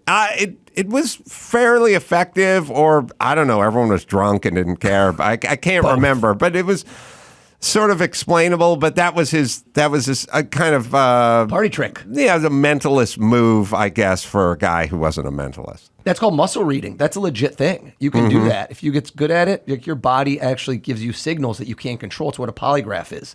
I wouldn't do that in my show because it's a little boring and long, but that's legit stuff. That's actual science. So you've been on Ellen, you've been on America's Got Talent, I think third in 2015, I believe. Nailed it. With this. And you've set up a trick. Well, I don't know. Well, by the way, what do we call them? Gags? I don't know. I call it a trick. I call it, I'm not proud. It's not like there's not some sort of, but it's a performance. But in essence, it's a trick. But let's give it a shot. Like for Chris, for example, before I walked into this studio, because when I'm watching this stuff, I'm the biggest skeptic in the world. If I'm listening to your podcast, Adam Carolla Show, I'm going, it's all set up. It's all fake. He knows these guys. Before I walked in that room, had you ever met me face to face in our life ever? No. So here's what I like. I like to do things that you know aren't BS, because let me ask you right now in this moment, I want it to be spontaneous. You said we set up a trick. We didn't set up anything. I want you to think of somebody that you're going to talk to in the next couple of weeks. Okay. Anyone in your life that you're going to talk to next 2-3 weeks. Okay. Did you just think of somebody? Yeah. Any way in the world I can know who that is? No. Did you know what you were going to think of? No. Right? Before that saying, he had no idea what thought was in his brain. But Adam, hear me out. If I'm listening to this, I'm skeptical, you know what? Because I know who you are. I know your name. What if I go on Google, Facebook, I can figure some stuff out? No way, bro. That's probably somebody you know well. That's probably somebody inner circle. Inner circle. I want to do impossible. I want you to go back in time to something he wouldn't even know. Nobody you work with would know. Are you married? I see the ring. Yeah, I'm married. Your spouse wouldn't even know. Close your eyes. Okay. And I want you to think back to the first girl you ever had a big crush on.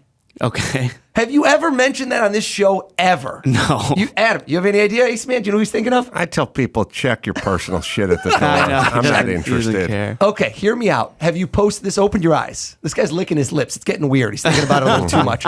Have you ever posted this somewhere that I could have found this out, or hard stop, 0% chance? 0% chance. Think of the name, and here's what you do. Don't use your fingers. Anytime people do, I can see your fingers. Count how many letters are in this person's name just to yourself in your head. Just to yourself. Okay. Look how quick he nodded. Look at that. I'm telling you how it works. He nodded too fast. If that name is Michelle, Alexandra, that's a struggle. Struggle, bro. That was a quick name. Watch his eyes. It was 3, 4, or 5 letters. 3, 4, 5. 4 letters, isn't it? Yeah. Yeah. I didn't come here to get stuff wrong. All right. Hold up. Think of her name. Okay. We do not know each other. This is your producer. Oh my He's thinking the first girl he ever had a crush on. Yeah. All right. Just for the people listening alone, I'm going to have you close your eyes one more time. Okay. And if they're not seeing this visually, I'm going to make sure, Adam, that you have seen what I wrote down. Can you confirm you've seen it? Yes. It's not changing. I'm not changing a thing. Open your eyes. Some people first crush, it's like middle school. Some people puppy love. I'm feeling this is an older girl. This is like 3rd grade. She's a little older. Tells, who are you thinking of? What's her first name? Anna. Anna. What? What? What? What? I haven't even thought about her in decades. This guy just went from 6 to midnight. You know what I'm saying? Anna, she's still got it. She's still, hold on. You know what? the hell? Here's what I like to do. I always like to switch What the- gears. When I You got asked mossed, bro. I got lost hard. Dude, Randy Moss walked off. Hell? Wait. When I told you to think of Anna, you know how thoughts work? One thing sets off another thought. Like if I tell you, go back in time, think of an episode of The Mantra, you're going to suddenly think of like who was on that day and certain things come together. You thought of Anna, but then you're thinking of her because she was your first crush, but then you're thinking of a kid with a weird name. Am I right? But a kid you went to school with. Did you grow up with this kid? Yeah. How did you know him? Does he know Anna? Was there a connection as to why you thought of him, or unconnected? We were in the same grade. Same grade? Yeah. He's my best friend in like 1st grade. Still or no? No. Haven't talked to him since 2nd. He left the school after that. Hold up. Something weird. Think something weird. You know what? Think of his name. Yeah. Mix up the letters. Just mix them up like Scrabble. Mix them up and just Okay. grab one of the letters out of the middle somewhere. Don't say, just grab it. Okay. Look at me. N. Did you just think of an N? No. You switched. You did an N, but you did something right before it. That's so funny. You did the N and you did the one right next to it. He spells it weird, doesn't he? For shizzle. Yeah. Oh, yo, this is, I probably didn't get this right, but I'm not getting paid, so screw it. Who cares? Take a look. Did he spell it weird, or is it just a weird name? He spells it weird. Spells it weird. Yeah. You just thought of anybody. You didn't even know he was going to do this. Just thought of somebody. What was this kid's name you were friends with around that same time? Brandon. How do you spell it? Branden with an E. Whoa! The guys think they're going. You got double mossed. Oh, what the heck? That's crazy. Yeah, the control room is crying right now. They're like, I can't take this. That's I insane. think they left. What the hell? It's I haven't almost- thought about these people in decades. Wow. Bullshit. I Crazy. call bullshit. Yeah, me too. I'm calling bullshit too. I don't buy it. Wow. In the sound He booth. wrote, for those listening, he wrote Brandon it on a legal pad with right an before. E. Yeah. With an With E. an Yeah. E. Sorry for the lack of response. You can understand that. We wrote it and showed Adam. So, Oh my God. could you teach this to somebody? Maybe my son one day. He's been trying to work me over. My 6-year-old's like, show me the tricks. It's a teachable skill, but it's kind of like music. I can't hold a pitch to save my life. Are you good at musical instruments? I have a good ear for being able to pick things out. I can't play and I can't sing, but I hear it and I understand it. You got me beat. So what I'm saying, the reason I describe it is my boy, for example, perfect pitch, good with music, played instruments. I don't have the skill, so could I teach anyone? Yeah, but you might not be as good. So it's kind of like a musician. Unless you have that innate talent, you're probably not going to get that far with it. But learning a couple mentalist tricks, I tell everyone to learn a magic trick or two. It's like a get out of jail free card in life. When I went to get a desk job, like a day job, it said on my resume, professional magician since I was 14. Who do you think's getting that job offer? Me or the poor guy after me after I just did like 3 of the craziest tricks at the end of the interview? They're like, you teach your kid 3 good tricks. I'm talking like just 3 tricks they can do anywhere, any place. Not mentalism. This is a little more in depth, but like 3 magic tricks. You could do that anywhere in the world. Like comedy is subjective. Music is subjective. Amazement is worldwide. I can go anywhere. You drop me anywhere in the world. No language, no nothing. I can freak people out. I can win them over. Yeah. Yeah. So there's a part of it that's a technique, and then a part of it that's, but you, like an athlete, we can teach you the technique, but if you don't have the ability, it's going to be, you're not making it to the NFL. Fully. How, and then are these documented? Like I just interviewed Penn Jillette for a long time. I listened to it. Oh yeah. It was fun. Good dude. And you know, things are documented and handed from generation to generation. So there must be some documented mentalist stuff, but then there's making up mentalist. I mean, doing your own gags. Right, exactly. Right? Do you ever see the Curb Your Enthusiasm, the one with Larry David, where there was a kid who was a magician? Do you know this episode? I've seen them all, so I've definitely So saw this it. kid, he does a trick, and then Larry David says to him, show me how you did that. He goes, I can't show you. He goes, well, how'd you know? He goes, well, a magician showed me. He's like, why did he show you? He goes, because I'm a magician. Right. So Larry goes, I'm a magician too. He goes, no, you're not. Amazing. I actually did a trick. I performed for Larry David, and I bent a spoon, which is a trick I don't do as much, but I take a spoon in someone's house, and I look at it and it starts to bend. And this was, like you said, invented by a guy named Uri Geller in Israel. He was famous in the 70s. It wasn't Yuri?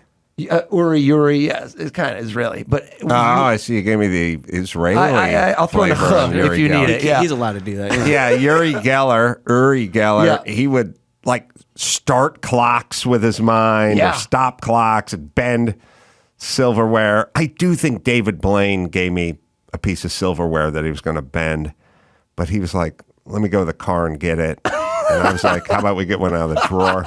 And he's like, I got my own fork. And I'm like, well, this is I'm kind of onto this now because Got my you're own- supplying the fork. Oh, it's I so say funny. there's a kitchenette at Westwood One. We just go get a fork. And it's like, I got my own fork. So I don't know. Yuri would There it is, dude. We got Uri Geller. or Yuri would show up on the Michael Douglas show and stuff and like use his mental powers to stop. Sorry for filibustering, but I wanna hear this. we had a handful of weirdos that we idolized in the 70s, like Yul Gibbons, man, that guy eats a pine cone. Yeah, people on fentanyl eat pine cones too. Like, it was always like, he's a naturalist. They had this guy and that guy. There are people you've never heard of, but in the 70s, they were made into like cult heroes.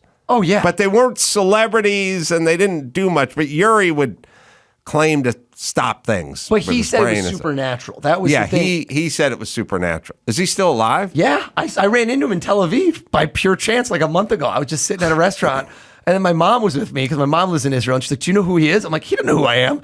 And then she gets him over to take photos. Amazing, man. He's got to be 80, right? Dude, he looks good. I think he's in his early 76. 70s. He looks good. He looks good, man. He started early, I guess. I mean, because he was hot in the 70s. Dude, he tricked all these guys like sheikhs in Saudi Arabia. He would tell them he could douse for oil. So he'd be like, give me a few million bucks, get me in a helicopter, I'll tell you where there's another oil field. Meanwhile, he'd be like, dig there, but I'm going to go back to Israel right now with your $3 million. Wow. Somebody's got to do a doc on that dude. Like was he big in like 74, 75, like kind of early? But anyway, household name. Dude, he was big. Michael Jackson was the best man at his wedding. Dude, he was big. Oh. Real, because he could bend a spork. That's but why, with his mind, with Adam. his mind, yeah.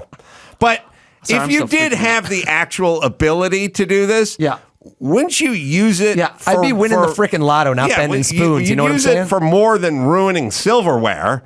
You'd like be communicating with animals and stuff, right? Trying to figure out populations and endangered species. You'd be like Aquaman. You'd be like talking to whales and stuff. You wouldn't be bending spoons. I'd be dog whispering. I'd be like, here's how we get your dog to stop crapping in the no. How did he bend the spoon? Dude, I could do the same thing. So I'm not saying he wasn't supernatural. I'm not like a debunker, but I could do the same type of thing, and I'm not using any special skills other than, my 5 senses. So no, wait, I got to finish the story. The thing with Larry David, I get a chance to do it for him. I bend the spoon, and you're asking me, like, how do you learn this stuff? These are passed down. But Larry David takes the spoon from me because I'm like, here, take it. Because most people want to see the spoon. Right. And then he goes, what the hell do you want me to do with the spoon? It was like one of those moments where Larry David, this guy was literally who I thought he would be and everything more. It was just beautiful, spectacular. But some people just do tricks that they read in books. Because there's books. Books, videos, like anything. Who wants to do stuff you learn? Or some people create their own. I do a lot of both. I create a lot of stuff. Like when I go on TV, I always make up new stuff. Like right before you saw, you guys were watching a clip on me, I was on right before the Super Bowl. Rihanna was halftime. I was pregame on ESPN right before. And I made up the whole thing I did. I'd never done it before. What's the batting average for you on those live, not battle tested, not handed down from Yuri? But like I just came up with this in my hotel room in Tampa. Let's hope this works. It's been pretty high, but you know what? No risk, no reward. And it's one of those things where if I do something safe, the audience can feel it. Like, when a guy walks across a tightrope, he just walks across like nothing. You're like, I could do that too. But a gust of wind hits that guy. You see the guy in the Grand Canyon when he did that, Nick Walinda? Oh my stomach is falling. I'm about to crap my pants. This guy's like got the stick and he's wiggling side to side. I'm like, this guy's going to die. So I think if you do something risky with real risk, people can feel it and sense it. Like the thing I did in the Super Bowl was crazy risky and it worked out. But man, I need like a stiff drink at the end of it because there was so much riding on it. It was so dangerous. How much of what you just did to Chris or you did to Randy Moss, how much of that is mechanical versus intuitive versus, like, when I say mechanical, I sort of mean an algorithm. Like sometimes people will go like, all right, add 7 and then times it and then divide it by, and you can end up at a number that'll kind of blow everyone's mind, like their birth date or something, but there's a algorithm to it. Right.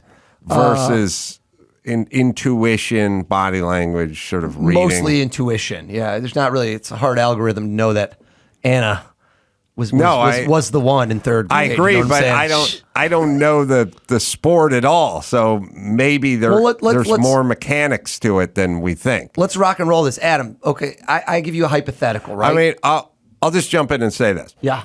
Magic is, Penn Jillette is not a warlock or sorcerer. Totally. He's a skilled practitioner of magic, but the magic is the game, it's the trick, but it's not because he's 50% more magical than we are. It's like he knows the game. But your game is different because it can involve and does involve more intuition and maybe less mechanics for sure. Here's the key difference. It's like comedy. You can't get better at comedy or practice comedy without an audience, right? 100%. You could sit at home, craft a joke, do whatever you want. Audience tells you if it's good. Magic. He could do his magic show at home and practice it a million times, and it's going to be squeaky clean. It's going to be amazing. You know it's going to work. You still need the audience, but you could practice a card trick at home until you're really good at it. For me to try to guess what's in his head, I can't do that without an audience. Like literally, you have to fail, and that's the reason there's less mentalists. Because magicians, I'm not knocking magicians, I love magic, but their tricks, they can practice them until they work. Versus if you're a mentalist, most of the time you're going to fail epically for a long time. You're going to have to eat so much shit. that most of the people don't have a thick enough skin to get over the hump of being bad at it, to break into being kind of good, to being great, to hopefully being amazing. So that's why you don't see as many people doing it. What are most sort of soothsayer, get your palm read, get your fortune told, place that a lot of women go in for? What would you classify them as? Generally very good at cold reading. Right. So like cold reading is an algorithm, like you said. Guy walks in, got a wedding band, or a woman walks in, certain age, there's going to be 5 main things she's thinking about. It's going to be based on their love life, based on a certain age. Let's see if there's a wedding band. Are they having kids soon? Am I moving soon? Is this money related? Something to do with my mom? Like you can literally look at somebody, and when you say certain things and you watch them light up a little, when you it's fishing. I reach in the pole, I get a little bite, I start pulling. So the same thing, a lot of those people, you'll see like the psychics go on TV. I'm getting a guy, somebody, you're thinking of a guy named Michael. And of course you're going to think of Michael. There's the most common name. So you can kind of fish a little and feel what works. And then most people that are going in for some sort of psychic advice, they want it to work. They don't want to go in there and be like, nope, wrong. No. Here's $200. I feel like an idiot. They want to get to the bottom of things. So you have kind of, not to bore you, it's like an ethical issue. I could do that stuff, but I could live with myself. I like to entertain. All right, we need to take a quick break. O's going to hang out. I think we'll do another gag. Yeah, for sure. Right after this. Tommy John. Oh, when you're young, spring break is all about what you take off. But as an adult, it's about what you put on. I suggest Tommy John loungewear. You wear it anywhere. Poolside, inside. New Tommy John loungewear. Tommy John loungewear, pajamas, and underwear have dozens of comfort innovations like luxuriously soft tri-blend and micromodal fabrics, which do the 4-way stretch. I'm wearing mine right now. Not the loungewear, but my Tommy John underwear. They've been covering butts for over 15 years. It's just the best. Once you get into it, you do not get out of your Tommy Johns. If you I would wear Tommy Johns 3 days in a row rather than find a clean pair of non-Tommy Johns. I know no one wants to hear it, but it is true. It's the best pair you'll ever wear. It's free. Guarantee. Am I right, Dawson? Shop Tommy John's colorful new spring designs at TommyJohn.com/Adam and get 20% off your first order. Save 20% right now at TommyJohn.com/Adam. See site for details. In celebration of Jim Carolla's upcoming 92nd birthday, here's a list of 92 things Jim Carolla has never done. Number 42, attended a concert by any band founded after 1975. Just one of 92 things Jim Carolla has never done. Let's get back to the Adam Carolla Show. All right, here we go. Oz Pearlman is here. He's a mentalist. He's got a website. It's ozpearlman.com. You can go there, find out some corporate bookings, things like that. Or Instagram at OZ the Mentalist. That's where I post all my stuff. So we were going to maybe do another gag. Let's do it. Hypothetical. Mm-hmm. How many people do you think you've interviewed in the history of this show? Ballpark figure. How many years we've been at it? Well, I interview somebody most every show. Right. Most go better than this one, but let's not digress. But there's a lot of repeat guests. Right. So I would say the round number for numbers of shows I've done, I don't know, 3,300, 3,500 or something like 3,500 with some repeat customers. So I would say I've interviewed bespoke interviews, 3,000. Thousands. So how about this? This is hypothetical. I tell you to imagine that instead of me in this seat, you get rid of me, you stick someone in, but not somebody you've already interviewed, because that's, like you said, it's repetitive. You said it, not me. Mm-hmm. So I ask you to visualize the face. And we could even, you don't have to Google it, but in your mind's good enough for now. Mm-hmm. Someone dead or alive, man or woman, hypothetical, that you would be fascinated to have them sit right here in the seat and you have questions ready and you're thinking of this person.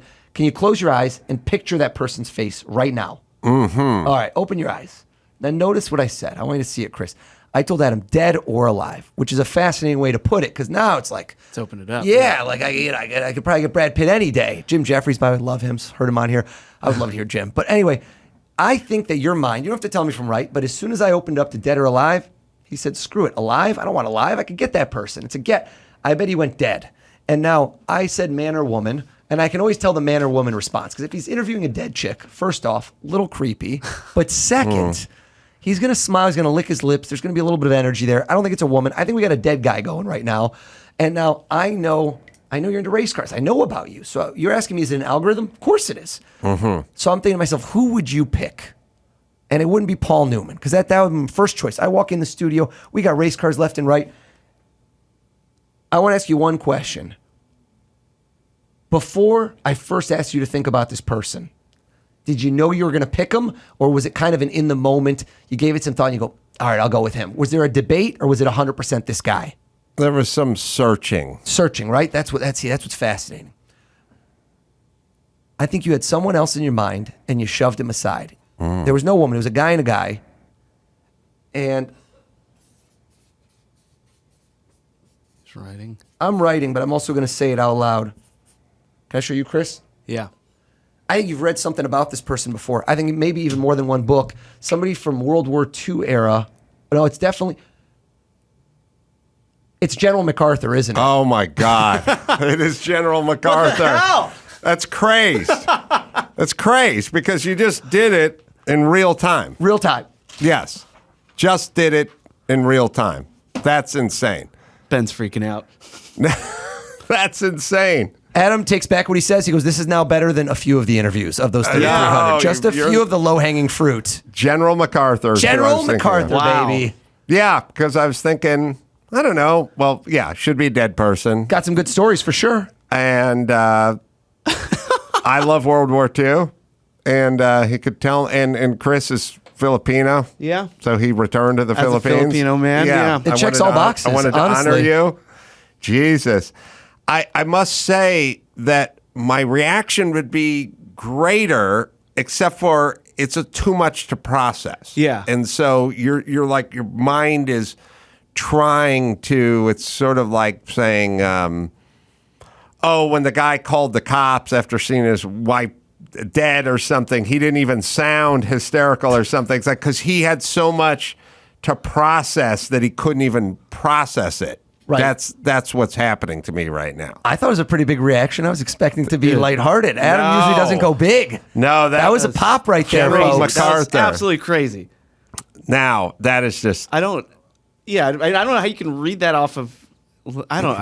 He's not reading it off of my face. No, but he's using an algorithm. He did that 3 blinks and 1 squint. That's See, a General that's right, MacArthur there's squint. Morse Am I code right, going boys on. in the back? Am I right? Wow. Is there something like I think I'm correct me if I'm wrong. Being a mentalist, you're picking up on a lot of nuances in people. And I think and there are things that people do like I hear if somebody lies, they look up and to the right or things like that. Are there things like that you can tell me like what people do that we don't realize? Yeah, but it's kind of like when they test people for steroids, how some people just go right under the wire and other people they get caught for having just above, but they said I took a Tylenol. You know what I mean? That blood passport. So the way I describe it is not everyone's equilibrium is the same. So not everyone does the same thing. You know how you just said, like, does everyone look to the right? No, some people, what you got to do is almost like a benchmark. I kind of start talking to you and I kind of feel you out and I notice what the patterns are. Does that make sense? Because your tell might be different than his tell. Right. You go to the poker table, one dude, when he looks, might smile when he gets good cards. Another person might get super serious or adjust. Not everyone has the same thing. You got to watch the people to figure it out. Like tomorrow night, I have a show for 500 people. I don't know any of them. Nobody's famous there. It's like a corporate event for a law firm. When I walk in the crowd, I see people. I'm like, this woman's going to be fun. This guy's a little drunk, but he's loose. Like I know the whole skill is knowing who to use. Yeah, and reading. Yeah. Now, there's some tells, like Joe Biden's tells, all he has to do is go, true story, man. And that's his tell is telling you it's true. Yeah. And when he says either true story or not a joke. Like I marched with Martin Luther King across the bridge in Alabama in 1961. Like, so his tells he has 3 tells. So he has true story, he has no joke. This always means he's lying. And he has when his dad calls him Joey. When his dad says, Joey, those two fellas kissing over there in the corner, that's the future. That's the future because they love each other. Like that's a bullshit story that never took place in 1967 or whatever. Right. No, 54, whatever his dad was telling him. Like some people have just politicians that have a verbal. They're verbally. I would just assume readable. a consistent lie from politicians. Yes, but you could watch a pundit in the news or something like that and just kind of read when it's bullshit, right? I think everybody can. Like I could tell when my kids are lying from a mile away, right? I mean, a lot of people can, and your spouse, and you can detect deception from people that are close to you. So you'd be the worst person to lie to. Oh yeah, well, because you'd be thinking about it in the middle of it and kind of throwing yourself off your rhythm. Right. I read everyone's tendencies and I read everyone's rhythms, and I'm a rhythm reader. So I've always looked at the rhythm of life, and then things jump out at me, and it's a good way to kind of navigate life because you can kind of tell what's going on. Before I knew most of COVID was bullshit because they broke a rhythm where they give ages of the deaths, and they didn't give ages for the deaths. So I knew they were old. So I knew it was a rhythm breakage, and I knew it was there to try to scare us because no one's scared of a 94-year-old dying. So I was just on to the rhythm of it quickly. But I believe everybody. Oh, really? I've always been that way. I've never been a liar. I've learned to lie later on as an adult, where it's like, I can't make this. Like we go, I got to drop out of this interview or something. Just tell them I'm having a family issue or something like that. But my family issue is I'm fucking tired. I don't feel like doing their shitty podcast or something like that. I've had to teach myself to lie. Like if someone would say to me, like when I was 14, what are you doing Saturday? I want you to come to my house and pick up my dog's shit for free. If I didn't have anything going on Saturday, I just hang my head and go, okay, I'll be there. I'll be there. I could never go, I got a Pop Warner football game, or me and my sister are going to Knott's Berry Farm. I could not physically lie, and then I also listen to everybody, and I take everybody at face value. Now, I understand the rhythm of the bullshitters. Like, first off, if you're perpetually late to everything all the time, and you think you're fooling anybody when you call them and you go, oh man, the 405's really fun. It's like, you're late. Stop making excuses. We all know exactly who you are and what you do. The late people are late to everything with an excuse every time that nobody believes, even if it's true, because you're a late person and you've established yourself as a late person. But when I was like, so here's how I am, Babe in the Woods. When I was in probably 25 years ago, yeah, probably right around 25 years ago, me and Jimmy Kimmel, we walked into Save On or Thrifty or Rite Aid or something. Like, I don't know, it was like after work. He had to get some saline solution or something. And we just went in there. And then when we're walking through the aisle, I run into a guy that I used to do improv with. His name was Byrne. And he was okay. Wasn't particularly funny, but he was a nice enough guy. We didn't have any issues. And then I left that troupe, and then this is like 5 years after I left the troupe, and now I'm on MTV and radio, and I'm on TV, I'm on the syndicated radio, and blah blah blah. So then we run into Byrne, and then Byrne goes, "Hey Adam, what's going on?" I go, "Oh, hey Byrne, yeah, good to see you, man. It's been a while." And then he goes, "What are you up to?" And I said, "Oh, I'm working now. I'm like, I made it into show business because we were just working out at the Acme Theater, but he didn't get into show business. But I'm on the radio, I'm on MTV." And he's like, "Oh, hey, good for you. Yeah, I hadn't seen that." And then as soon as we got on the parking lot, Jimmy's like, "He's seen you on TV. He knows who you are. He knows." And I go, "He said he didn't, Jimmy." And he's like, "He knows." And I was like, all I got is he said he didn't know. That's all the information I have, and that's what I shall believe. And he's like, "Believe me, he knew. He's jealous because you made it out, and now you're on TV, and he's not on TV. He's seen you on MTV." And I was like, "Jimmy, all I know is what he said. So that's all. That's who I am for everything all the time." Right. to my detriment, probably most times. 'Cause- I've seen you struggle with lying. Like I don't think I actually have ever seen you lie. But like considering like, should I just tell them I can't do the podcast because of this? And like it's tough for you. Like you actually really struggle with it. And I don't know if it's not even a virtue. It's just you shouldn't fucking lie as an adult. Like number one, and then number two, you have no idea what people's relationship with lying is. Like, wait till you get sued. And the person will just lie their ass off the whole time. And then they go, okay, but once they go under oath, man, they're going to have to change their story. No, they don't. They just continue. People, I cannot figure out whether people are lying now or they just want to believe something so strongly that they want, we just saw it with COVID. Like at some point you go, hey, masks don't work. And they're like, yeah, but what about a surgeon? It's like, can you just walk away from this thing you were wrong about? Or do we have to keep? People are vested, man. Once you've got like your home team, you're going to stay on that team. It's funny how you see political things switch, where 10 years ago, which party was for war, and then 10 years later, how that changes because you got to follow, the dogma. Well, all they have to do is if Trump comes out and says, I get reelected, first order of business, no taking a shit with the toilet lid up.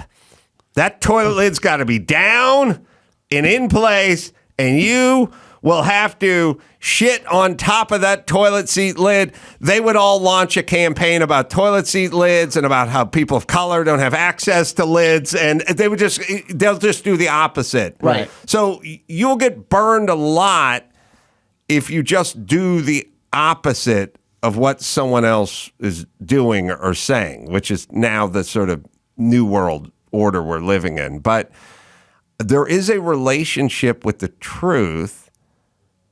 Well, you know how you see it?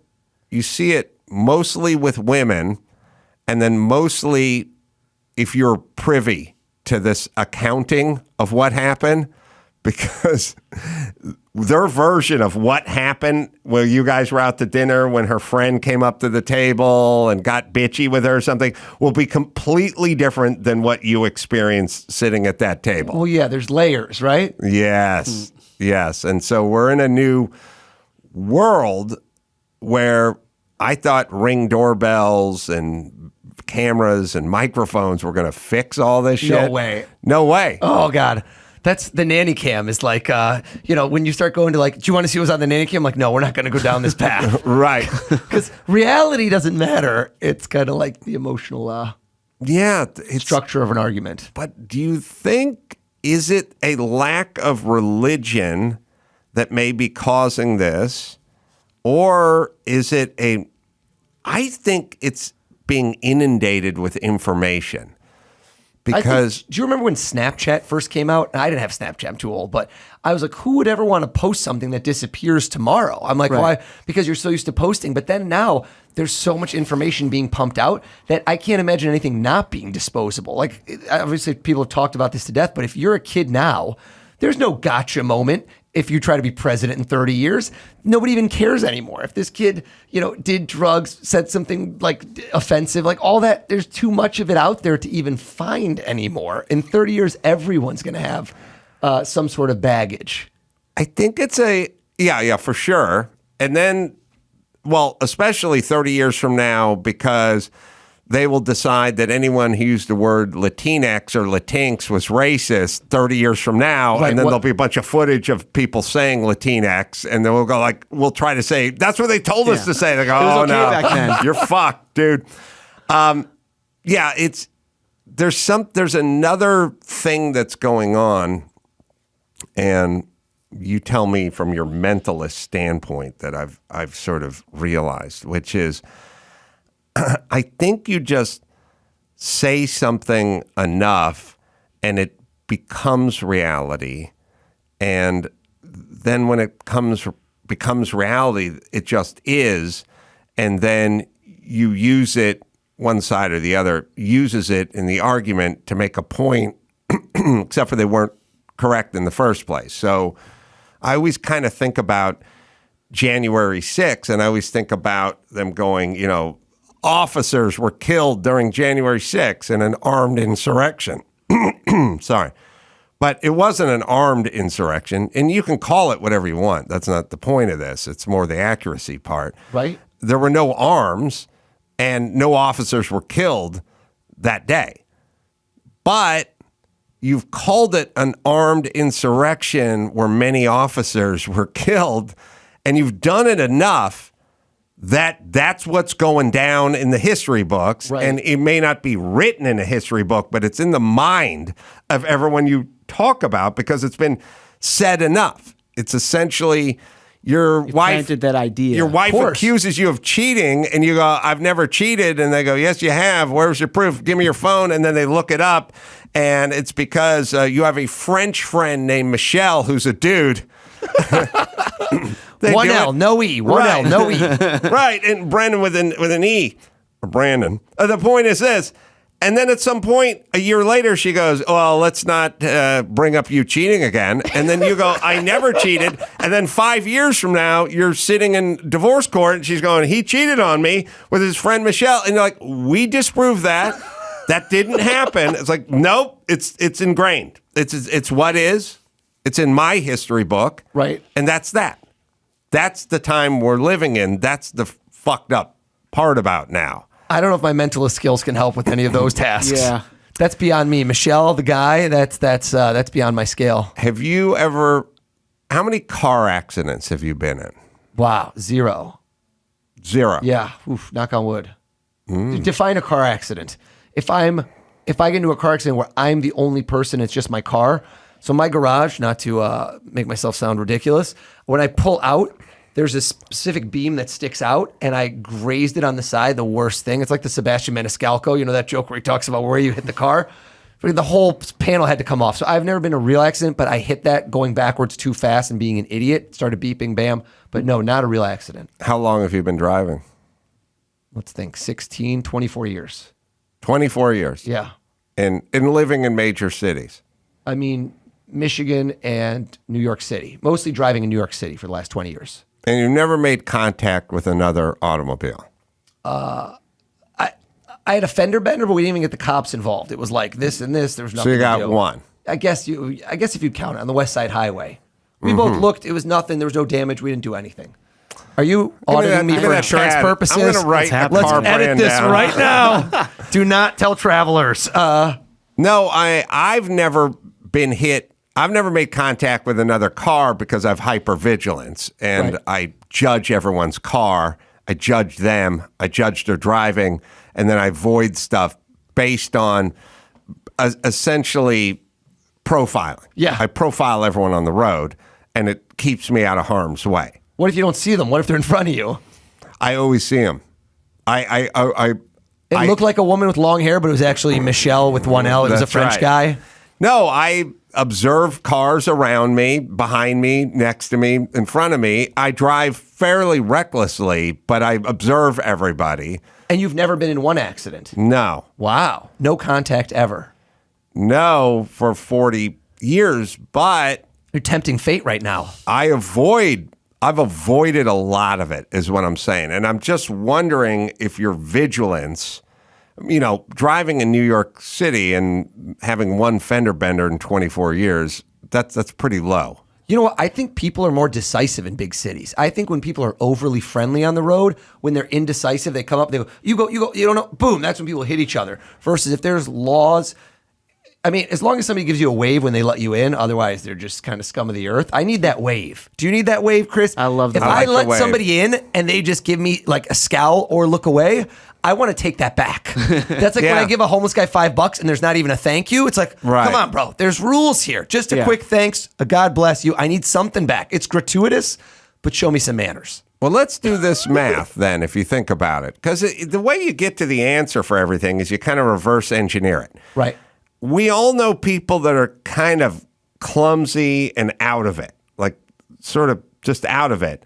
They get in the most accidents. And you go, well, sure, that stands to reason. They're kind of distracted. They're out of it. Yeah. They're clumsy people. They get into accidents.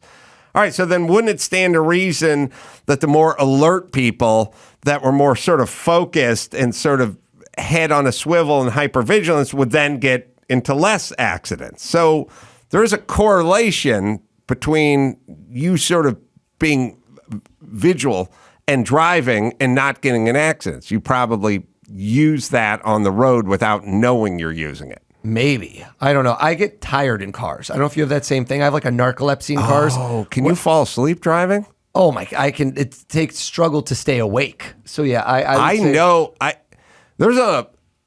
would bet. We should do a quick check here, but if you surveyed 10 Americans, 2 of them would say they've fallen asleep while driving.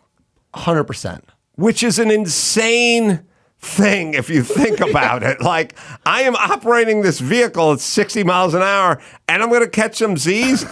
Like, how little control do you have over your faculties? Like, the guy, Tom Johnson, I used to do construction with, got in a horrible car accident. He just fell asleep. And then people go, yeah, I was really tired, bro. Yeah, no shit. But you're still driving a car. Well, none of you have this thing where I have a Pavlovian response. My middle son has the same thing where like when he was little and he would cry, I could literally put him in a car or in the stroller, and as soon as we move, that movement, that sound, that white noise. So I have that. If I'm a passenger in a car, I could be wide alert and boom, I'm out cold. Just out cold.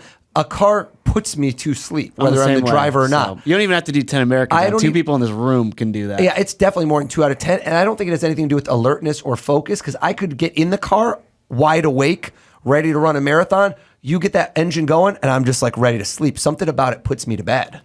But you still have to lose control of reality or your environment to some degree. Your mind can drift so far away to not realize that the danger of this. Is it half the people? No, it's not half. Wait, it said half the people were tired. My car drives itself, which is also a dangerous thing, because once you get used to that, it's like amazing. Yeah, well, 20% admit to having. All right, wow, you nailed that stat. No, half the people, it says up here, in its report, half of American adults admit to driving while feeling tired. Yeah, no shit. That's not a statistic. I don't give a fuck about that. Everyone's tired when they drive. But 20% admit to having fallen asleep within the last year. Wow. That's fucking scary. That's 1 out of 5? Yeah. Jesus Christ. 2 out of 10. People have lost control of their being able to maintain their shit. Yeah. I know I sound esoteric here, but it's what are you going to do when there's fully self-driving cars? Because right now my car drives itself practically. I mean, it literally does. 60 out of 90 miles that I'm driving when I'm on the highway, I have a place Long Island that I just let it drive itself. It's so great. You can't fully do other things. If you look away, it'll tell you. But man, feet off, hands if you off, stop chilling. touching the wheel, Mike and I were driving from Naples to Tampa for 2.5 hours in the middle of the night. The car started driving itself at a certain point. So then Mike was like, fuck it. And he took his hands off the steering wheel, but the car was like, bring the hands back onto the wheel. But it took him about 100 miles to realize the car was driving itself. All right, let me give a plug out here for Oz Pearlman. Well, we should just go to ozpearlman.com, OZ. Yeah. Right? Or Instagram. I don't know. Does anyone go to websites anymore? I always tell people at Oz the Mentalist. That's where all the TV stuff, touring, all that's on there. Super impressive. Blown away by this. Thanks, guys. I'm having trouble comprehending this. I feel slightly violated. Come back. Chris, look at me. Think of your Social Security. I'm kidding. Don't do it. Don't do it, bro. All right. I'm going to be in Turlock coming up the Community Theater April 7th and April 8th. Fresno at the Tower Theater. Come on out. Say hi. I'll be at AdamCarolla.com if you need to find me. And until next time, it's Adam Carolla for Oz Pearlman and Chris Max Pattis saying, well, bam, Las Vegas coming up too.